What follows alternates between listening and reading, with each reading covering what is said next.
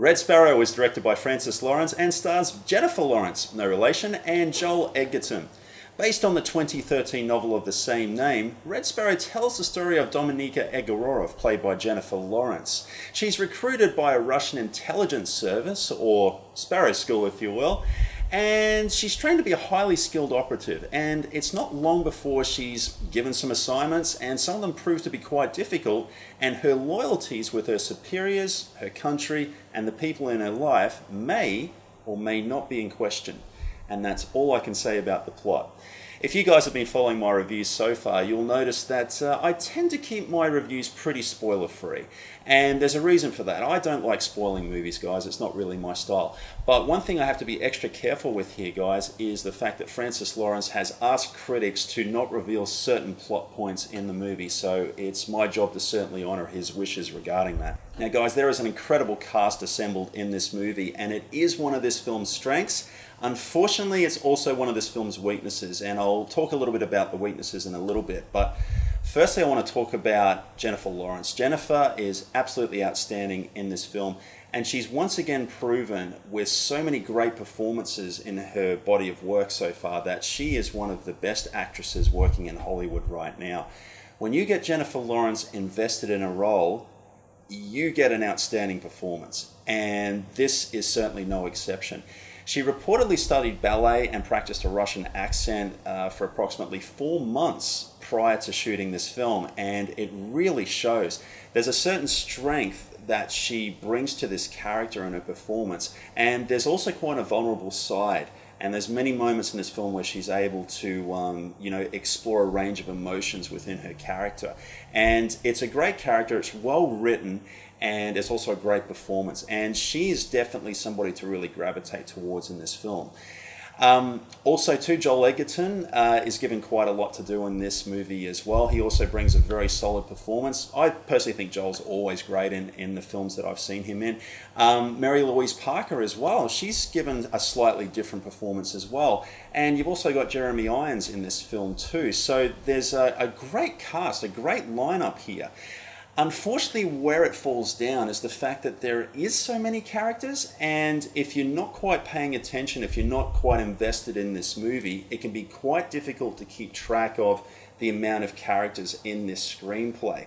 Unfortunately, some of the characters, while they're interesting enough, they don't really propel the story forward at times either, so it also lends itself to a little bit of a sluggish pace throughout this film. Having said that though, the cast is outstanding and they are quite watchable, but you do have to pay attention, and I could personally see some of the multiplex hordes getting turned off by this movie because it is quite patient. Another strength and weakness here, guys, is that we don't quite know what these characters are thinking at certain moments in the film. And this works very, very well for the mystery element in the film, and I feel that's where the charm of this movie really lies, is in its mystery, and that we don't know what they're thinking, we don't know what makes them tick. Having said that, it also makes it difficult to connect with the characters. I found it difficult to relate to them when they were either facing trouble or whether the film was trying to introduce a relationship into the film. And I think in order for those certain things to work, we need to know a little bit about the characters. The novel this movie was based on was written by a former CIA operative, Jason Matthews. And I've got to say, there is a certain level of authenticity going on with this film. And yes, I get it, it's a work of fiction, this is a movie, but it really does come across, guys. Certain scenes in this film, I gotta say, they are disturbing, and some people will be completely repulsed by some of what is being shown on screen here. It's very sexually explicit in some scenes, it's quite violent in some parts as well. It doesn't glorify this behavior, it simply shows it, okay? And I have a feeling that there's certain protest groups that have been trying to boycott this movie. Jennifer Lawrence has had to come out and defend some of the scenes that she had to shoot. It's such a shame because I feel that some of these groups are missing the whole point of what Francis Lawrence is trying to say about this film. And guys, as disturbing and as difficult as some of these scenes were to watch, I've got to applaud the cast and crew for being so bold to present some of this behavior on screen. It does work in this film's favor, but I have a feeling that some people are just going to be turned off by it and won't be able to see it. Guys, I probably wouldn't recommend taking your grandparents to see this movie. It probably wouldn't work well for them. Special mention needs to also go here to James Newton Howard's score, which I really enjoyed.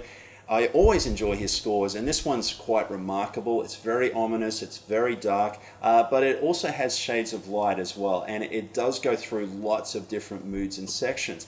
And it really reflects the characters in many ways, because the characters in this film also go through lots of different transitions. Red Sparrow was slightly too long. I think that cutting a couple of scenes in this movie, which I felt were unnecessary to the plot, could have really worked in this film's favour. I gotta say this though, guys, this has been a very difficult film for me to review because it's such a mixed bag.